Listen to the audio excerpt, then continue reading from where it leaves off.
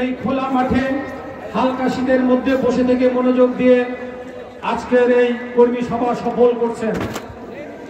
আমি যখন বিকালে এই মাঠে প্রবেশ করি তখন এই মাঠ মোটামুটি নেতাকর্মীদের ভরে গিয়েছিল, কিন্তু এখন নেতাকর্মীর সংখ্যা কিছুটা কমে গিয়েছে। কিন্তু আপনারা যারা বসে আছেন সামনে আমার ডানে এবং বামে, আপনারাই হচ্ছে আমাদের প্রকৃত জিয়ার সৈনিক। এই দলকে আপনারা হৃদয় দিয়ে ভালোবাসেন, এই দলকে আপনারা মন থেকে ভালোবাসেন। সেই জন্যই সেই দুপুরে এসে এখন পর্যন্ত আপনারা বসে আছেন। প্রিয় নেতৃবৃন্দ, আমি বসে বসে থানার আহ্বায়ক, সদস্য সচিব এবং সিনিয়র যুগ্ম আহ্বায়ক যারা বক্তব্য দিয়েছেন তাদের বক্তব্য খুব মনোযোগ সহকারে শুনেছিলাম। আপনারা ত্যাগী, নির্যাতিত, যারা কষ্ট করেছে তাদের ভিতর থেকে নেতা চান। আপনাদের এই চাওয়ার সাথে আমি সম্পূর্ণ একমত। আমি চাই যারা দলের প্রয়োজনে নিজেকে সংযত রাখতে পারবে এবং দেশের প্রয়োজনে যারা রাজপথে বুক চিপিয়ে আন্দোলন করতে পারবে, আমি সেই ধরনের নেতাকে, কর্মীকে নেতৃত্বে দেখতে চাই। প্রিয় নেতৃবৃন্দ, কালকে বাংলাদেশের একজন কসাই আছে বেনজির, বেনজিরকে তো চেনেন, সমস্ত গুম খুনের মাস্টার মাইন্ড।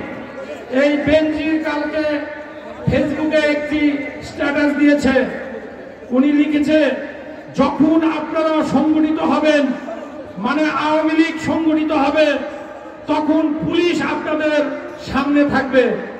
প্রিয় নেতৃবৃন্দ, দেখেন যে স্বৈরাচারের পতনের পরেও এই খুনি কি ধরনের কথা লেখে ফেসবুকে। প্রিয় বন্ধুরা, সেই জন্য আমাদের ঐক্যবদ্ধ থাকতে হবে এবং হাসিনা সহ খুনি বেনজির, খুনি রেহানা, সেলিম সহ সকলকে বলতে চাই, তোমাদের এই আস্ফালন আমরা ছুঁড়ে ফেলে দেব ইনশাআল্লাহ।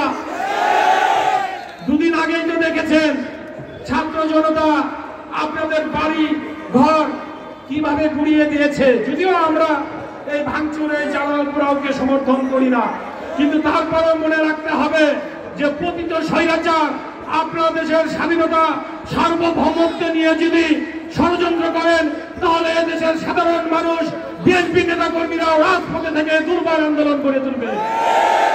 প্রিয় নেতৃবৃন্দ, বর্তমান এই অন্তর্বর্তীকালীন সরকারের কাছে আমরা বারবার উদাত্ত আহ্বান জানাচ্ছি, আপনাদের প্রথম এবং প্রধান কাজ দ্রুত সুষ্ঠু নির্বাচন আয়োজন করা।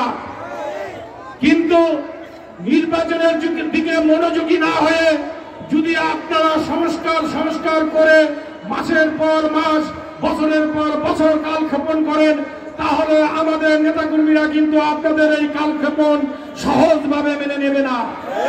কাজে আপনাদের উচিত ভালোই একটি সুষ্ঠু এবং সুন্দর নির্বাচন আয়োজন করা।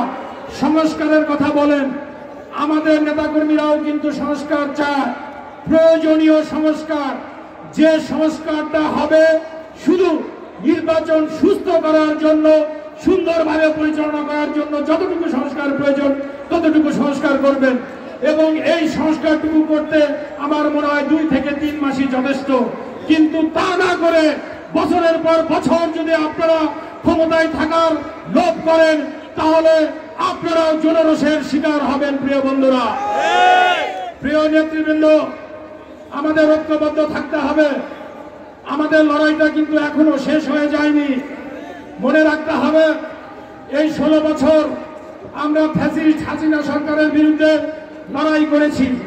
এই লড়াই করতে যে আমাদের হাজার হাজার নেতাকর্মীকে গুম করেছে, খুন করেছে, লক্ষ লক্ষ নেতাকর্মীকে জেলখানায় বন্দী করেছে। আমরা লড়াই সংগ্রামের মধ্যে দিয়েই এই 16-17 বছর অতিক্রান্ত করেছি।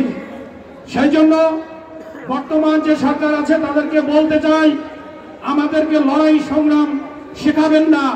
লড়াই কিভাবে করতে হয়, রাজপথে কিভাবে বুকে রক্ত দিতে হয়, কিভাবে আন্দোলন সংগ্রাম ফেস করতে হয়, আমাদের স্বেচ্ছাসেবক দলের নেতাকর্মীরা, গাজীপুর মহানগরের প্রতিটা নেতাকর্মী সেটা ভালোভাবে জানে।